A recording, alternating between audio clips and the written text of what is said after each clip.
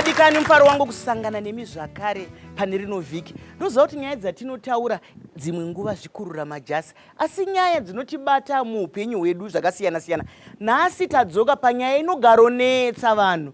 Kudzimba uko hanzi vana havachanzwa nekuti vakunzi vane kodzero. Madzimai akunetsa, acharooreka ane kodzero. Vana baba vane kodzero.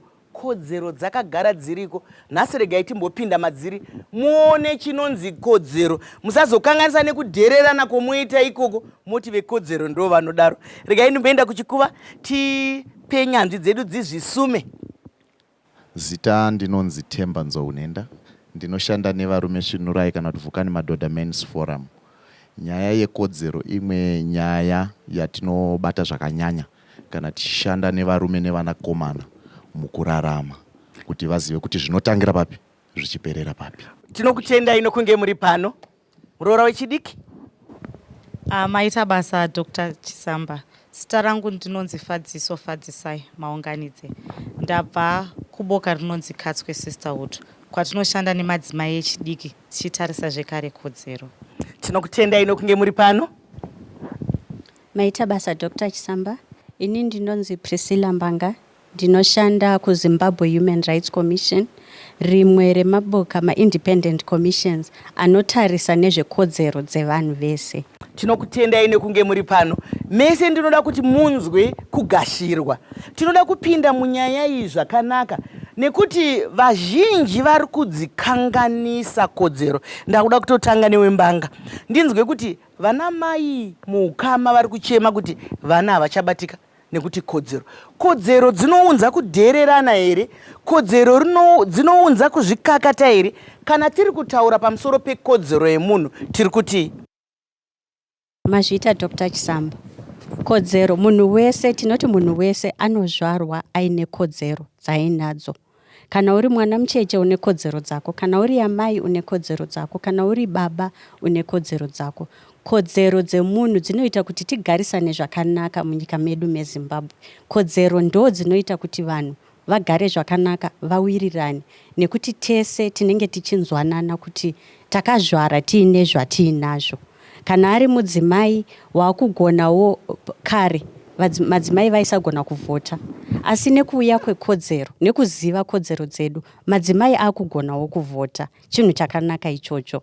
Vanhu madzimai akugonawo kuti kana riri basa anogonawo kushanda basa rinoshandwawo nemunhurume, achiwanawo mari inowanikwawo nemunhurume. Mashoko makukuta ari kutaurwa naye. Saka kana tiri panyaya yekodzero hakuna sina.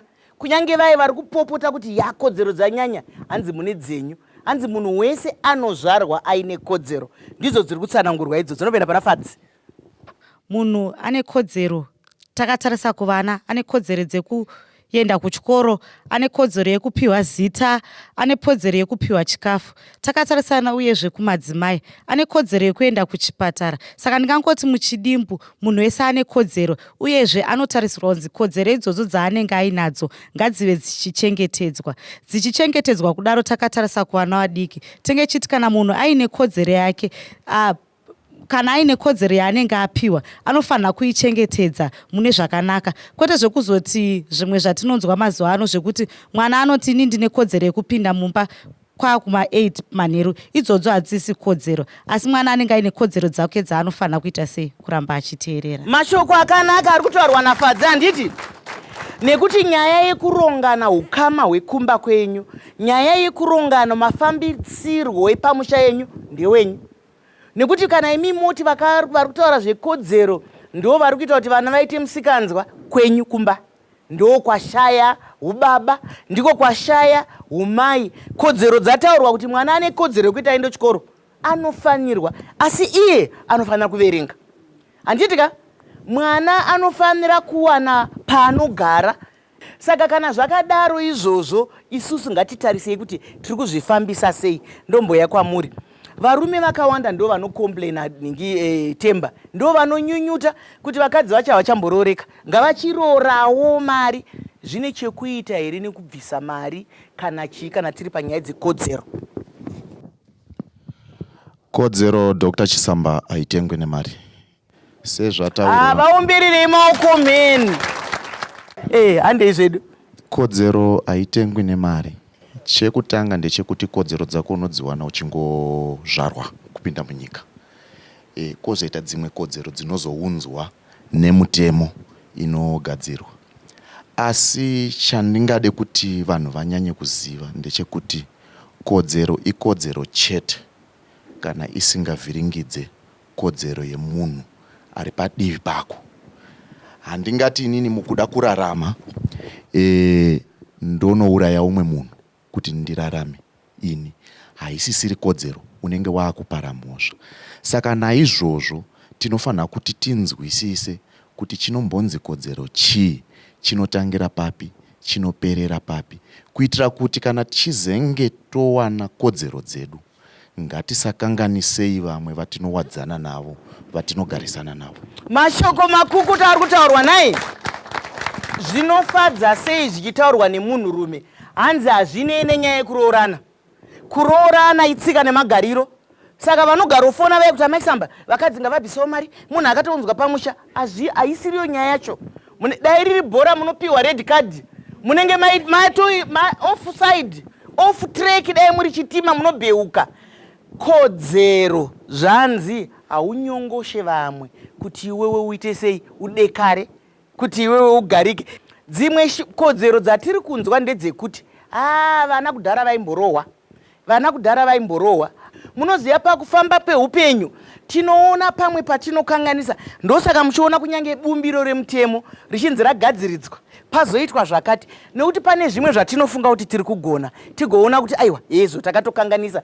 Nekuti nyaya yakanga yewanda, maiverenga manewspaper kunzi mwana akarohwa nekuti akanga abika mupunga weChristmas akafa. Handi munombozvinzwa?